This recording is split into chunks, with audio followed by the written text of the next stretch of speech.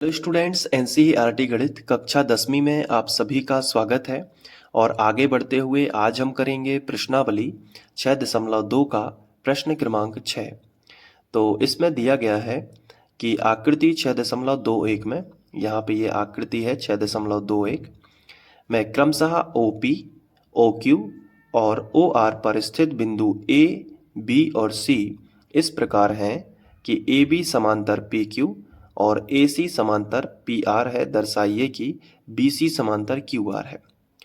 इस सवाल में अगर हम अच्छे से देखें तो हमें दो चीज़ें पता चलती हैं। पहली चीज़ ये कि AB समांतर PQ है। ये देखो, ये जो AB है ये किसके समांतर है? PQ के। यानी AB जो है वो किसके समांतर है? PQ के। कौन से त्रिभुज में? OPQ, है ना। क्योंकि जो आखिरी वाला होता है ना ये PQ, उस त्रिभुज की भुजा होती है PQ, और बाकी शीर्ष कौन सा है? O है। तो O से मिला दो शीर्ष को तो हो जाएगा OPQ त्रिभुज। तो पहली स्थिति आपको अच्छे से समझनी है, तब ये सवाल बनेगा। पहली स्थिति क्या है, एक बार दोहराते हैं। AB किसके समांतर है? PQ के। तो AB बताओ कहाँ पे है? ये है, A से लेके B तक। तो AB किसके समांतर है? AB समांतर है PQ के। इस बात को ध्यान रखना और इस चीज को मैं हाईलाइट भी कर देता हूं। अब इस त्रिभुज को आप क्लियरली देख पा रहे होंगे। कौन सा त्रिभुज? OPQ। तो इसमें बताओ क्या है? AB के समांतर क्या है? PQ है। पहली बात समझ आ गई। दूसरी बात है कि AC समांतर PR है। तो इसको समझो कि यहाँ पे अगर आप देखो कि AC जो है वो किसके समांतर है? PR के समांतर है। तो जो PR है इसका शीर्ष क्या है? O। तो त्रिभुज कौन सा हो गया? OPR। OPR त्रिभुज के अंदर AC समांतर है किसके? PR के। तो ये चीज भी आपको अच्छे से समझनी है कि जो AC भुजा है, ये देखो जो AC है वो किसके समांतर है? जल्दी बताओ। वो है PR के समांतर। किस त्रिभुज में? OPR त्रिभुज में।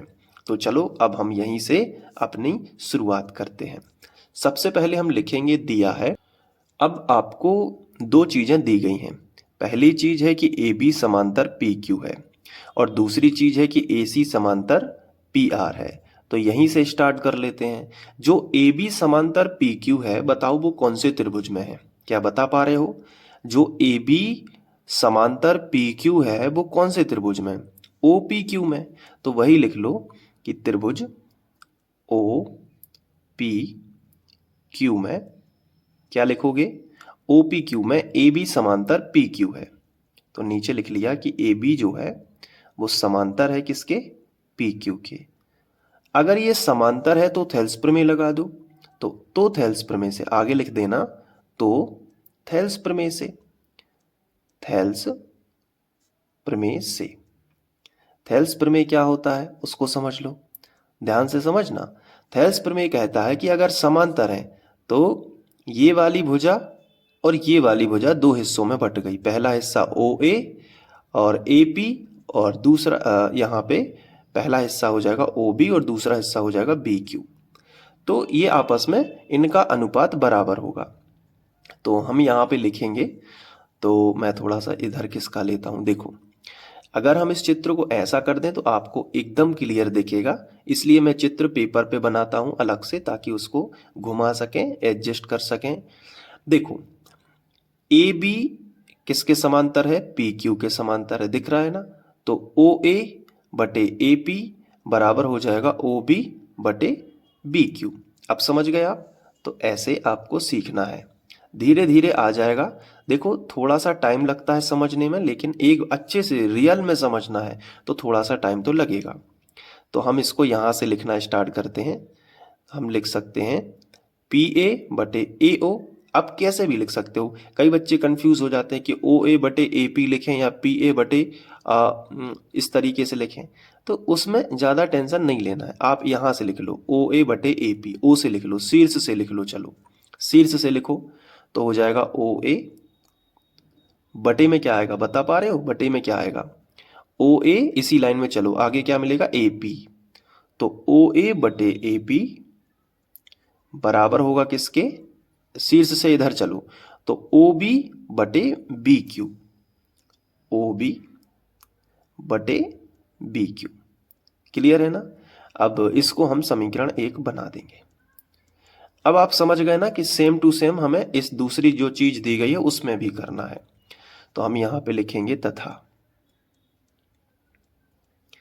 अब हमें क्या दिया गया था, AC समांतर PR। तो AC बताओ कहां पे है। तो आप कहोगे कि सर AC तो ये है और साथ में PR कहां पे है। तो PR आप कहोगे सर ये है। तो PR को शीर्ष से मिलाओ तो त्रिभुज कैसा बनेगा, OPR। तो त्रिभुज OPR में अब हमें OPR में दिया क्या गया है कि AC समांतर PR। देखो आप AC किसके समांतर है, PR के समांतर है। तो हमने लिखा कि AC जो है वो समांतर है किसके, PR के। AC समांतर PR। अब इससे क्या फायदा होगा, जैसे ही हमने ये लिखा तो हम थेल्स प्रमेय लगा देंगे। तो थेल्स प्रमेय से हमने इस तरीके से लिखा, तो थेल्स प्रमेय से इससे क्या होगा, देखना इससे क्या होगा, भुजाएं अनुपातिक हो सकती हैं और भुजाएं अनुपातिक हम लिख देंगे। तो O से शुरू करो, तो जैसे AC है ना, तो यहाँ C पे काटता है और यहाँ A पे। तो OA बटे AP, यहां से हम लिखे ना तो OA बटे AP आ जाएगा और यह बराबर किसके होगा, OC बटे CR, क्योंकि यहां से ये इसके समांतर है तो थेल्स प्रमेय लगेगा। तो बताओ यहां से क्या आएगा, OA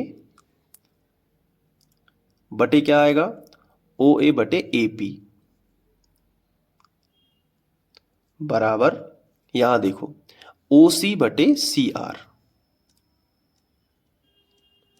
इसको हम समीकरण 2 बना देंगे। अब हम बस इसको सॉल्व कर लेंगे। तो हम लिखेंगे समीकरण 1 व 2 से। तो समीकरण 1 व 2 से जैसे ही हमने लिखा तो हम देख रहे हैं कि OA बटे AP यहाँ भी है और OA बटे AP यहाँ भी है। तो इनके LHS बराबर हैं तो RHS भी आपस में बराबर हो जाएंगे। यानी OB बटे BQ, यहाँ पे हम लिख लेते हैं कि हमारा उत्तर आएगा OB बटे BQ किसके बराबर हो जाएगा, OC बटे CR, OC बटे CR। और यही तो हमें सिद्ध करना था। तो हम यहाँ पे लिखेंगे कि यही हमें सिद्ध करना था, या ये सिद्ध नहीं करना था, इसके आधार पे एक चीज आ गई वो सिद्ध करनी थी। देखो OB बटे BQ और OC बटे CR से क्या पता चला कि BC जो है वो QR के समांतर होगी, तभी तो ये आया है। तो हम लिखेंगे इसलिए BC जो है वो समांतर होगी किसके, QR के। ये कैसे आया, थेल्स प्रमेय के विलोम से, जैसे पिछले सवाल में भी हमने किया था। तो थेल्स प्रमेय के विलोम से। ठीक है, समझ पा रहे हो ना ये बात। तो ये चीज आपको नोट कर लेनी है और यही हमारा सिद्ध हो गया, सिद्ध हुआ। अब ये सवाल अगर बन गया है तो आप कमेंट कर देना कि सर बन गया सवाल। ठीक है, और इसको नोट कर लो यहाँ से ताकि आप नोट्स बना सको। और मैंने भी हैंड रिटन नोट्स बनाए हैं, तो वो लेना चाहते हो तो मैंने चैनल के होम पेज पे नंबर दे रखा है, तो आप उस पर कॉन्टेक्ट कर सकते हो। ठीक है, ये देख लो, लिख गया। चलिए, तो ये हम अभी तक 6 सवाल कर चुके हैं प्रश्नावली 6.2 के, और हम आगे भी इसी तरीके से पढ़ाई करते रहेंगे ताकि प्रश्नावली 6.2 हमारी समाप्त हो जल्दी। और उसके बाद हम सभी चैप्टर अच्छे आराम से करेंगे। आपको देखते रहना है, समझते रहना है। कोई भी डाउट हो कमेंट कर देना, मैं बना दूंगा उस पर वीडियो। मिलते हैं नेक्स्ट वीडियो में। Thank you.